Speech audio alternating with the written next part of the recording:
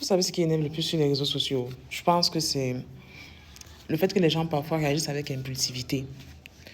Je fais vraiment partie des gens qui pensent que lorsqu'on donne son avis sur une situation, dans la vraie vie sur les réseaux, il faut toujours faire l'effort d'avoir tous les éléments, ou au moins le minimum avant de parler. C'est important pour mesurer réellement l'ampleur des choses.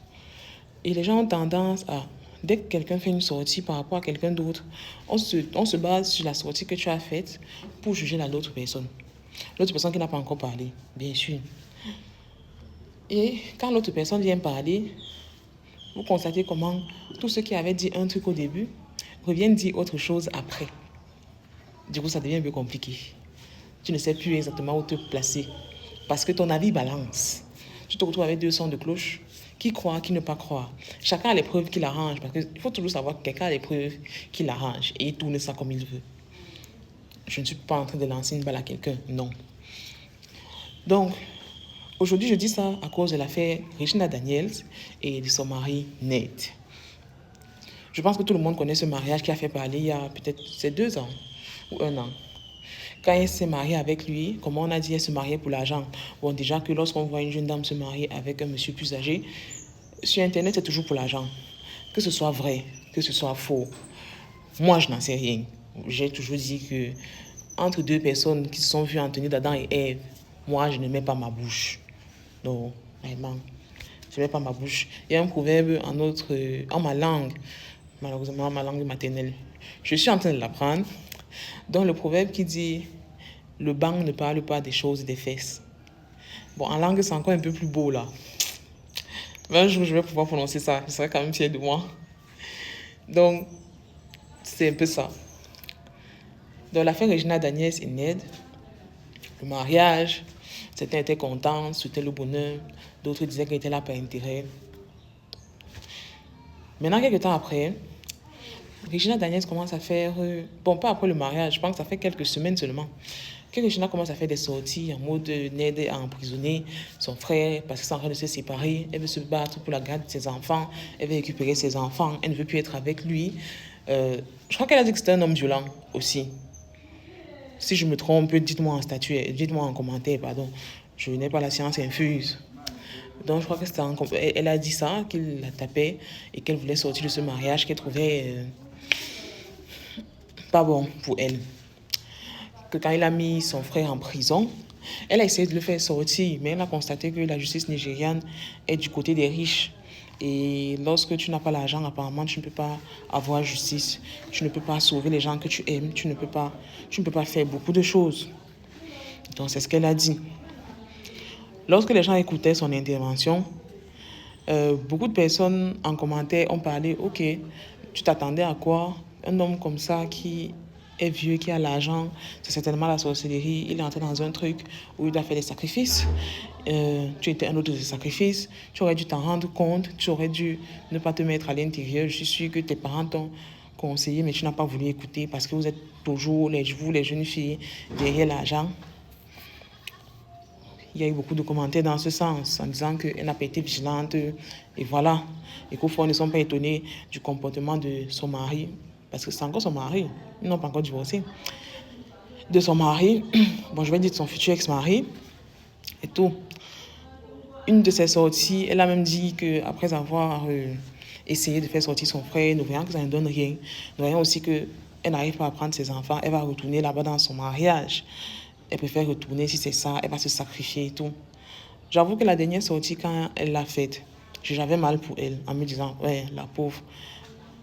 Parce que vivre dans un mariage qui n'est pas bien, je pense que c'est très pénible pour la personne, pour les gens même, les deux même. Et ça te détruit petit à petit, intérieurement. Donc, je vous souhaite à vous tous qui regardez un très beau mariage, vous allez vous sentir heureux, homme comme femme, et pas seulement les femmes, vraiment homme comme femme. Trouvez vraiment votre bon mariage. Donc, j'ai eu mal pour elle. Je dis que dans ma tête, j'espérais que ça va s'arranger, qu'ils vont trouver un moyen de divorcer en paix. Et pour les enfants, bien faire la garde, bien organiser la garde et que tout se passe bien. Parce que j'ai vu beaucoup de personnes divorcées qui se comportent bien. Hein. Elles sont bien ensemble, mais elles sont mieux ensemble divorcées que mariées. Vous imaginez un peu. Maintenant, il y a quelques heures, Ned fait une sortie. Vous savez que depuis, c'est elle qui faisait les sorties et pas lui. Bon, on savait déjà qu'elle était toxicomane, mais il raconte donc que sa femme était toxico et il a essayé de l'aider. Il avait organisé une cure de désintox pour elle. Il l'avait installée quelque part. Et là-bas, on avait interdit qu'elle soit en contact avec des gens, surtout pour qu'elle ne retombe pas à l'intérieur. Il avait mis tous les moyens à disposition. Et lui, il avait constaté que le frère de Regina, apparemment, lui rendait visite. Même quand on le lui interdisait, parfois il forçait l'entrée. Et quand il arrivait, il donnait les drogues à sa sœur. Une chose qu'on veut éviter. Donc il trouvait ça très criminel. Et c'est pour ça qu'il a pris son frère, il l'a mis en prison. Et que d'ailleurs, ce n'est pas le seul à le faire. Il y a aussi beaucoup de ses proches qui arrivaient et qui lui donnaient encore des drogues. Qu'un jour d'ailleurs, il s'est réveillé, il a trouvé Regina dans sa chambre à lui. Et il a compris qu'elle était sous l'emprise de drogue. Désolé. Dans les différentes sorties d'avant, on avait dit que c'est Ned qui avait introduit Regina à la drogue et à l'alcool.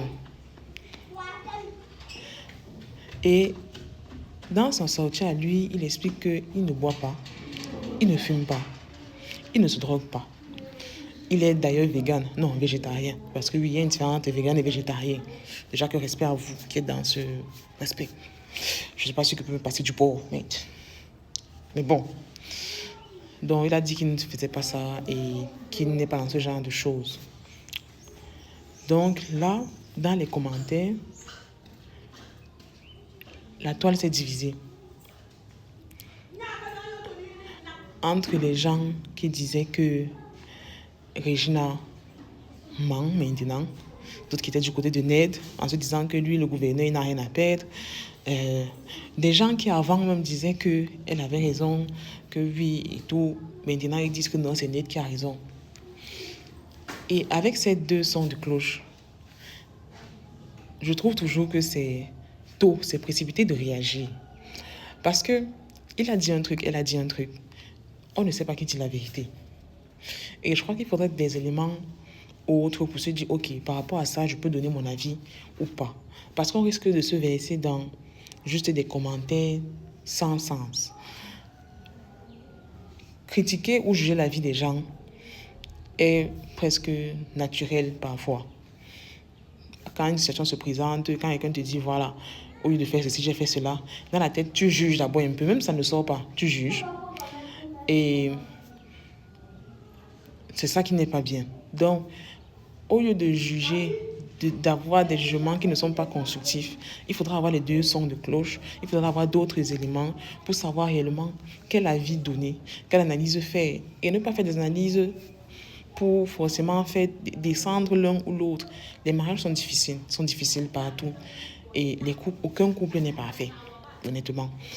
Donc, sur les réseaux, quand vous faites des critiques, je pense qu'il faut faire des critiques en mode avoir peut-être une solution à ce qui se passe et ne pas faire des critiques pour juste attiser la haine. C'est très important, je pense. Quoi qu'il en soit, on est encore ensemble. Je ne vais pas donner mon avis dessus parce que je pense que d'autres éléments arrivent et qu'on aura le temps de décortiquer tous ensemble, peut-être pendant un live, qui sait, et de donner nos avis. Mais avant ça, j'espère que vous êtes abonnés. Vous avez téléchargé l'application d'Iba World pour trouver plus de contenu, pour me retrouver, pour qu'on fasse plus de gossip ensemble. Donc, je vous dis très bonne journée et à très bientôt pour un nouveau décryptage. Bye!